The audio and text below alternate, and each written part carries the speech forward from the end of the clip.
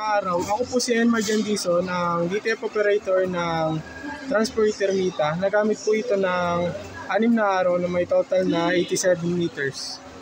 Ito naman po ang aming printer head. At ito naman po ang aming capping na may 95% good condition pa. Head clean.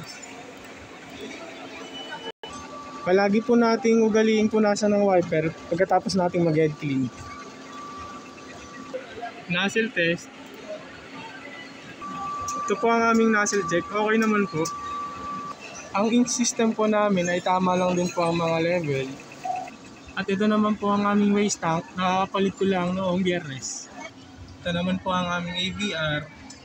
At ito naman po ang mga stock ko ng mga in-use. Ito naman po ang stock ko ng mga unused. At ito naman po ang mga stock ko ng DTF film. Ito naman po ang mga nagamit kong CMYK.